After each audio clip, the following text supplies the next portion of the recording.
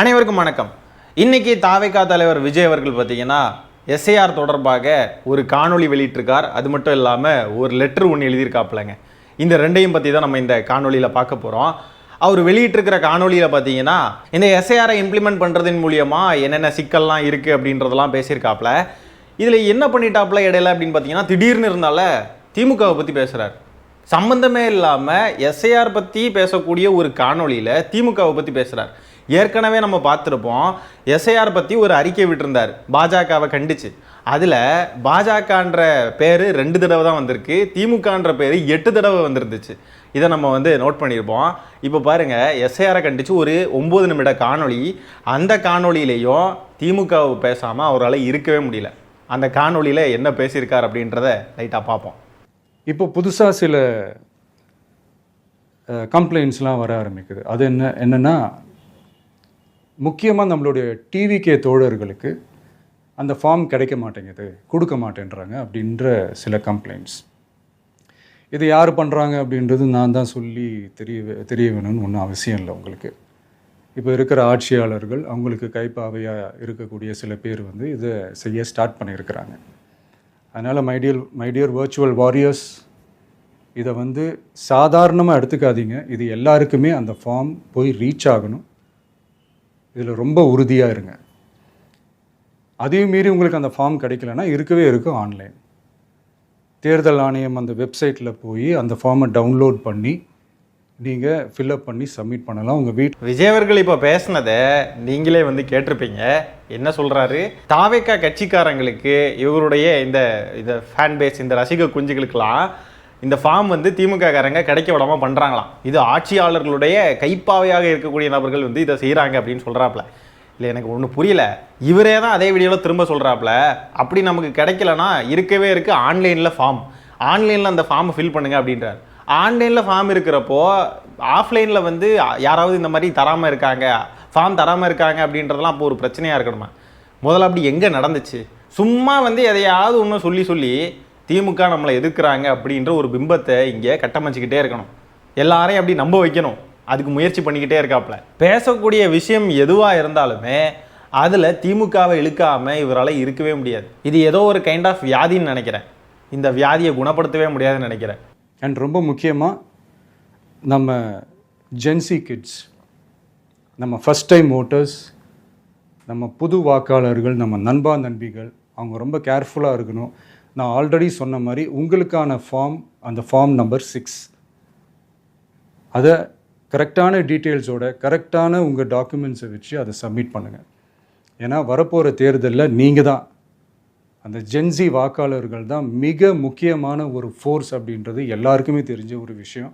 Gen Z வாக்காளர்களுடைய ஓட்டை ரொம்ப target பண்ணுறாப்புல, அதான் நமக்கு தெரிஞ்சது தானே. ஏன்னா இவருக்கு வரப்போகிறது எல்லாமே இந்த ஜென்சி இளைஞர்களுடைய வாக்குகள் தான். அதுவுமே வராமல் ஆயிடுச்சுன்னு சொன்னால் ரொம்ப மோசமான நிலைமையில் இந்த கட்சி இருக்கும். அதனால தான் அவங்களுடைய டார்கெட்டான அந்த ஜென்சி கிட்ஸுக்கான இந்த வாக்குரிமை பறிக்கப்படக்கூடாது அப்படின்றதுல ரொம்ப கண்ணும் கருத்துமாக இருக்காங்க. அதனால தான் ஜென்சி கிட்ஸை சொல்லிக்கிட்டு இருக்காப்புல. ஏன்னா அவருக்கு தெரியும், பெரியவங்க யாரும் நமக்கு ஓட்டு போட மாட்டாங்க, பெரியவங்களுடைய ஆதரவெல்லாம் நிறைய வேற கட்சிகள்கிட்ட தான் இருக்குது, அதுலேயும் குறிப்பாக திமுக கிட்ட தான் இருக்குது அப்படின்றதுலாம் அவருக்கு நல்லா தெரியும். அதனால தான் இளைஞர்களுடைய வாக்காவது நமக்கு வர வேண்டியது வராமல் ஆயிடுச்சுன்னா ரொம்ப கஷ்டமாயிருமே அப்படின்றதுனால வேதனையோட பதிவு பண்ணுறார். எல்லா திசையிலையும் எல்லா பிரச்சனைகள் கொடுத்துட்டு தானே இருக்கிறாங்க. அது டிஃபால்ட்டாக நடந்துட்டு தான் இருக்கும், அது ஒன்றும் பண்ண முடியாது. ஸோ அந்த மாதிரி ஓட்டு போடுற விஷயத்துலேயும் அவங்க என்ன மாறவா போகிறாங்க? இப்போ நான் சில மீட்டிங்ஸ்லலாம் ரிப்பீட்டடாக ஒரு விஷயம் நான் சொல்கிறேன்ல, 2 பேருக்கு நடுவில் தான் போட்டி அப்படின்ட்டு. அது மேடைக்கு மேடை அவங்க அதை ப்ரூவ் பண்ணிகிட்டு இருக்கிறாங்க. அதாவதுங்க, எனக்கு ஒன்று புரியல. இந்த வீடியோ முதல்ல எதுக்கு? எஸ்ஐஆருக்கு எதிராக தானே, எஸ்ஐஆரை பற்றி பேசுறதுக்காக தானே, பாஜகவை கண்டிக்கிறதுக்கு தானே.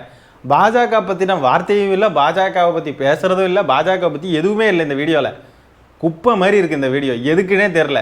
இதில் சம்பந்தமே இல்லாமல் நம்ம தான் எல்லா மேடையிலையும் சொல்கிறோம் இல்லையா, இந்த டிவிகே விசஸ் டிஎம்கேன்னு தான் சொல்கிறோம் இல்லையா அப்படின்னு சொல்லிட்டு சம்பந்தமே இல்லாமல் எதுக்கு திமுகவை பற்றி பேசிக்கிட்டு இருக்காருன்னே புரிய மாட்டேங்குது. நான் முன்னாடியே சொன்ன மாதிரி இது ஏதோ ஒரு கைண்ட் ஆஃப் நோய் தான், இது குணப்படுத்துகிற லெவல்லே இல்லை, இது ரொம்ப முத்தி போயிடுச்சு. அதனால் தோழர்களே, வரப்போகிற தேர்தலில் நம்ம யாருன்னு காட்டணும். காட்டுங்க. நம்ம பலம் என்னன்னு காட்டணும். காட்டுங்க.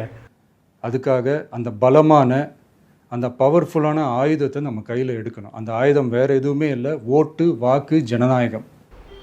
எடுங்க எடுங்க எடுங்க. தமிழ்நாடே அந்த வாக்குச்சாவடி முன்னாடி திரண்டு நிற்கணும். அதை பார்த்துட்டு தமிழ்நாடே தமிழக வெற்றி கழகமா இல்லை தமிழக வெற்றி கழகம் தான் தமிழ்நாடா அப்படின்ற மாதிரி இருக்கணும். தமிழ்நாடே வாக்குச்சாவடி முன்னாடி திரண்டு நிற்கணுமா? அது எப்படி நிற்கும்? எந்த வாக்குச்சாவடி முன்னாடி திரண்டு நிற்கணும்? அப்போ எல்லாரும் ஓட்டு போட வேண்டாம், எல்லாரும் வாக்குச்சாவடி முன்னாடி திரண்டு நின்றணும். தமிழ்நாடே தமிழக வெற்றி கழகமா, தமிழக வெற்றி கழகம் தான் தமிழ்நாடான்னு சொல்லி எல்லாரும் குழம்பணுமா? எல்லாரும் அப்படி நினைக்கணுமா? என்னதான் பேசுறாருன்னே தெரியல. எப்போ பார்த்தாலும் இந்த சினிமா டயலாக் மாதிரி எதையாவது பேசிக்கிட்டு போகிறது. உருப்படியாக ஏதாவது பேசணும், உருப்படியாக அரசியல் பேசுகிறோமா? அதெல்லாம் கிடையாது. ஒன்று திமுகவை எதாவது பேசிட்டு போனோம், இல்லைன்னா இந்த மாதிரி சினிமா டயலாக் விட்டுக்கிட்டு போனோம். பாஜகவை கண்டித்து ஏதாவது பேசியிருக்காரா பாருங்க. இந்த பாஜக அரசை வன்மையாக கண்டிக்கிறேன், இந்த தேர்தல் ஆணையத்தை வன்மையாக கண்டிக்கிறேன், ஏதாவது சொன்னாரா? எதுவும் கிடையாது. திமுக திமுக திமுக நம்மளை ஆட்சியாளர்கள் ஒடுக்குறாங்க. ஜென்சி கிட்ஸ் தயவு செஞ்சு உங்களுடைய இதெல்லாம் இப்படி பண்ணிக்கோங்க, வாக்குச்சாவடி முன்னாடி எல்லாரும் திரளுங்க, அது இதுன்னு டயலாக் பேசிட்டு போகிறாரு. ஐயோ என்னத்தை பண்ணுறதுங்க. மை டியர் ஜென்சி படை பலமே, உஷாராக இருங்க, கான்ஃபிடென்ட்டாக இருங்க, நல்லதே நடக்கும், வெற்றி நிச்சயம். மீண்டும் சந்திக்கும் வரை நன்றி, வணக்கம். இந்த டயலாகை சொல்லாமல் இருக்கவே முடியாது. கான்ஃபிடண்ட்டாக இருங்க, வெற்றி நிச்சயம், நல்லதே நடக்கும், மீண்டும் சந்திக்கும் வரை, அது சொல்லாமல் இருக்க முடியாது. அங்கே கரூர்லேயும் இதே கதி தான். அங்கே அத்தனை மக்கள் கொத்து கொத்தா செத்துக்கிட்டு இருக்கிறப்போ எல்லாரும் வந்து சொல்கிறாங்க, ஏதோ ஒரு குழந்தையை காணுமான்னு சொல்கிறாங்க. அங்கே கண்ணு முன்னாடி பல பேர் மயங்கி விழுந்துக்கிட்டு இருக்காங்க, செத்து செத்து விழுறாங்க, தூக்கி தூக்கி கண்ணு முன்னாடியே அப்படியே கூட்டிகிட்டு போகிறாங்க ஆம்புலன்ஸில். அங்கேயே நின்று இதே டயலாக தான் சொல்லிக்கிட்டு இருக்காரு. இந்த டயலாகை சொல்லியே ஆகணும் அப்படின்றது இவருக்கு இருக்கக்கூடிய ஸ்கிரிப்ட் போல இருக்குது. சொல்லாமல் வந்தால் உங்களுடைய பொலிட்டிக்கல் இமேஜ் வந்து அடிபட்டுரும் தலைவரே, அதனால் இதை சொல்லியே ஆகணும் அப்படின்னு சொல்லி இவருக்கு அறிவுறுத்தியிருக்காங்க. கடந்த 2 வாரமாக தமிழ்நாடே எஸ்ஐஆருக்கு எதிராக வந்து போராடிக்கிட்டு இருக்கு. அனைத்து கட்சி தீர்மானம் போட்டாச்சு, திமுக வந்து உச்சநீதிமன்றத்தில் வழக்கு போடுது. இப்படி எல்லாருமே வந்து செயல்பட்டுக்கிட்டு இருக்கிறப்போ விஜய் இப்போ தான் வெளியே வரார். தேர்தல் ஆணையம் யாருக்கு சாதகமாக செயல்படுது அப்படின்றதெல்லாம் எல்லாருக்குமே தெரிஞ்சது தான். யாருக்கு சாதகமாக செயல்படுது அப்படின்றவங்களுடைய பேரை உச்சரிக்கிறதுக்கு துணிவில்லை. பேரை உச்சரித்தா இந்த கரூர் வழக்கு என்னாகும் அப்படின்றதெல்லாம் வந்து விஜய்க்கு தெரியும். ஆனால் என்ன பண்ணுறது, பாஜகவை எதிர்க்கிற மாதிரி நம்ம காட்டிக்கணுமே அப்படின்றதுக்காக இந்த எஸ்ஐஆர் விவகாரத்தில் நம்ம ஏதாவது பேசுவோம், அதுக்கு நம்ம எதிர்நிலைப்பாட்டில் இருக்கோம் அப்படின்னு சொல்லி நம்ம காட்டிப்போம் அப்படின்னு சொல்லிட்டு சும்மா ஏதோ ஒன்று பேசிக்கிட்டு போயிருக்காப்புல. பேச வேண்டிய விஷயங்கள் எதுவுமே பேசலை. மாறா பேசக்கூடாதது எதெல்லாம் தேவையில்லையோ, தேவையில்லாத ஆணி எல்லாத்தையும் இங்கே வந்து குத்தி வச்சிருக்காப்புல. இது வரைக்கும் எந்த மேடையிலையுமே எங்கே பேசின போவுமே விஜய் அவர்கள் பேச வேண்டிய விஷயத்தை பற்றி பேசினதே கிடையாது. அதுக்கு சம்மந்தமே இல்லாத என்னத்தையாவது ஒன்று பேசிக்கிட்டு சம்மந்தமே இல்லாமல் திமுகன்னு கத்திக்கிட்டு அழுதுகிட்டு ஒப்பாரி வச்சுக்கிட்டு தான் போகிறாப்புல. அதே தான் இப்போவும் நடந்திருக்கு. இப்போ இந்த விவகாரமே, இந்த எஸ்ஐஆர் விவகாரம் இருக்கு இல்லையா, இதே மாதிரி திமுக சம்மந்தப்பட்ட ஒரு விவகாரம் அப்படின்னா இந்நேரத்துக்கு விஜய் அவர்கள் என்ன மாதிரி கொந்தளிச்சிருப்பார் அப்படின்றது நம்ம எல்லாருக்குமே தெரியும். ஆனால் பாஜகன்னு வர்றப்போ ஒரு சாஃப்ட் கார்னர் விடுறதுக்கான காரணம் என்ன? சரி, அடுத்ததான் நம்ம விஜய் அவர்கள் எழுதியிருக்கிற அந்த லெட்டரை பற்றி பார்ப்போம். அந்த லெட்டரில் என்ன எழுதியிருக்காப்புல அப்படின்னு பார்த்தீங்கன்னா, எஸ்ஐஆர் தொடர்பான கூட்டங்களுக்கு தாவேக்காவுக்கும் அழைப்பு விடுக்க வேண்டும் அப்படின்னு சொல்லி தேர்தல் ஆணையத்துக்கு தாவேக்கா தலைவர் விஜய் வந்து கடிதம் எழுதியிருக்காப்புலாங்க. அந்த கடிதத்தில் இன்னொன்று குறிப்பிட்டிருக்காரு. என்னன்னு பார்த்தீங்கன்னா, ஆலோசனை கூட்டங்களுக்கு அழைக்கப்படாமல் புறக்கணிக்கப்பட்டு வருவதாகவும் வந்து குற்றம் சாட்டியிருக்காப்புல. இப்போ இதில் ஹைலைட் என்னன்னு பார்த்தீங்கன்னா, இந்த லெட்டரை யாருக்கு எழுதியிருக்காப்புல அப்படின்றது தான் ஹைலைட்டான ஒரு விஷயம். இதில் பாருங்க, the state election commissioner and the chief electoral officer Tamil Nadu அப்படின்னு போட்டு எழுதியிருக்காப்புல. இப்போ இவர் யாருக்கு இந்த கடிதத்தை அனுப்பியிருக்காப்புலன்னு பார்த்தீங்கன்னா, கோயம்பேட்டில் இருக்கக்கூடிய மாநில தேர்தல் ஆணையருக்கு எழுதி அனுப்பியிருக்காரு. இவர் யாருக்கு ஆக்சுவலாக லெட்டர் எழுதணும் அப்படின்னு பார்த்தீங்கன்னா, திருமதி அர்ச்சனா பட்நாயக் அப்படின்றவங்களுக்கு. அவங்க யாருன்னு பார்த்தீங்கன்னா, தமிழ்நாடு தலைமை தேர்தல் அதிகாரி. அவங்களுடைய முகவரி வந்து தலைமைச் செயலகம், சென்னை. இங்கே தான் வந்து அவர் லெட்டர் அனுப்பியிருக்கணும். அதை விட்டுட்டு கோயம்பேட்டில் இருக்கக்கூடிய மாநில தேர்தல் ஆணையருக்கு போய் லெட்டர் எழுதி வச்சிருக்காப்லங்க. இவங்க கட்சியில் இந்த லெட்டரை யாருக்கு அனுப்பணும் அப்படின்றது கூட தெரியாதா? யாருக்குமே தெரியாதா? இதை சொல்லிக் கொடுக்க ஒருத்தர் கூட இல்லையா? என்ன மாதிரியான கட்சிடா இது? நடிகர் சூரிய வந்துட்டு ரஜினி முருகன் படத்தில் ஒரு டயலாக் சொல்லுவார். இந்த இங்கிலீஷில் வந்து தசு புசுன்னு ஒருத்தன் பேசிக்கிட்டு இருப்பான். அந்த நேரம் சொல்லுவார், இவ்வளோ நல்லா இங்கிலீஷ் பேச தெரிஞ்ச உனக்கு அதை யார்கிட்ட பேசணும்னு தெரியல பார்த்தியா அப்படின்னு சொல்கிற மாதிரி தான் நமக்கு ஃபீல் ஆகுது. இப்படி கதறி கதறி லெட்டர் எழுத தெரிஞ்ச உனக்கு அதை யாருக்கு அனுப்பணும்னு தெரியல பார்த்தியா? ஒரே ஒப்பாரியும் அழுகையும். எங்களை கூப்பிடுறதே இல்லை, எங்களையும் கூப்பிடுங்க தயவு செஞ்சு, நாங்களும் ஒரு அரசியல் கட்சி தான் அப்படின்னு சொல்லி அழுது வச்சிருக்காப்புல. இந்த டெம்ப்ளேட் பார்த்துக்கோங்க. இந்த ஜல்லிக்கட்டு நடக்கிறப்போ அவனியாபுரத்தில் ஒரு நாய் வந்து ஜல்லிக்கட்டு களத்துக்குள்ளே போயிருக்கு. அந்த டைமில் போடப்பட்ட ஒரு டெம்ப்ளேட் இது. என்னையும் போட்டியில் சேர்த்துக்கோங்க அப்படின்னு சொல்லி ஒரு நாய் வந்து ஜல்லிக்கட்டு களத்தில் நிற்கிது. அப்படியே எக்ஸாக்டாக இப்போ இந்த டெம்ப்ளேட்டு இப்போ இந்த தாவேக்கா தலைவருக்கு பக்காவாக சூட் ஆகும். இப்போ விஜய் அவர்கள் ஒரு வீடியோ வெளியிடலாமே, தேர்தல் ஆணைய அதிகாரிகளே எங்களை பார்த்து ஏதாவது பயமா, தயவு செஞ்சு எங்களையும் சேர்த்துக்கோங்க அப்படின்ட்டுலாம் வீடியோ போடலாமே. நான் வந்து ஆஃபீஸில் இருப்பேன், இல்லைன்னா இங்கே இருப்பேன், வீட்டில் இருப்பேன். என்னைய கூப்பிட்றதா இருந்தால் எனக்கு ஆஃபீஸுக்கு வாங்க, இல்லைனா என் வீட்டுக்கு வாங்க, சரிங்களா, என்னை கூப்பிடுங்க, இல்லைனா நான் அழுதுருவேன் அப்படின்ட்டு ஒரு வீடியோ போடலாம்ல. ஒரு தேர்தலை கூட இன்னும் சந்திக்கலை, கட்சிக்குன்னு அங்கீகாரம் இன்னும் இல்லை. இந்த நிலைமையில் இவங்களை எப்படி கூப்பிடலாம்? ஒரு தேர்தலை கூட சந்திக்காத இவர் வந்து கூப்பிடணுமா? இப்படி அரசியல் அனாதையாக ஆக்கப்பட்டு விட்டாரே தாவேக்கா தலைவர் விஜய் அவர்கள். கரூர் மக்களை எல்லாம் அனாதையாக விட்டுக்கிட்டு அங்கேருந்து ஓடின சாபம் போல இருக்கு. கட்சிக்கு அங்கீகாரம் கிடையாது, ஆனால் இவங்களெல்லாம் எல்லா கூட்டத்துக்கும் இவங்களை கூப்பிடணும். மாநில தேர்தல் ஆணையருக்கு வந்து கடிதம் அனுப்புகிறாங்க, யாருக்கு அனுப்பணுன்றதே தெரியாமல் இப்படி மாற்றி தற்குறித்தனமாக அனுப்பி வச்சுருக்காங்க. மீண்டும் மீண்டும் தற்குறிகள்னு நிரூபிச்சுட்டே இருக்காங்க.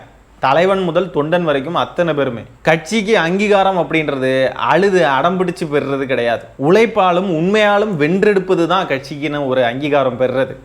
வாட்டர்மெலான் ஸ்டார் மாதிரி பேசிக்கிட்டு இருக்கக்கூடாது. விஜய் அவர்கள் பக்காவா இந்த வாட்டர்மெலான் ஸ்டார்னு ஒருத்தர் சுற்றிக்கிட்டு இருக்கார் இல்லையா, அரசியலில் வாட்டர்மெலான் ஸ்டார்னா விஜய் தான். ஆனால் நல்ல வேலையாங்க, ஒரு நல்ல விஷயம் பண்ணியிருக்காரு விஜய். என்ன தெரியுமா, இவங்களெல்லாம் பனையூருக்கு கூப்பிடல. தேர்தல் ஆணையம் எஸ்ஐஆர் தொடர்பான கூட்டங்களை பனையூருக்கு வந்து நடத்தணும், இனிமேல் என்னையும் கூப்பிடணும் அப்படின்னு சொல்லிட்டு பனையூருக்கு கூப்பிடல. நல்ல வேலை. அந்த லெட்டரில் ஒரே ஒரு விஷயம் ஆனால் மிஸ் ஆகுதுங்க. இதுக்கும் திமுக தான் காரணம் அப்படின்றது மிஸ் ஆகுது. ஏன்னா எஸ்ஐஆரை கொண்டு வந்தது யாருன்றது எல்லாருக்குமே தெரியும்.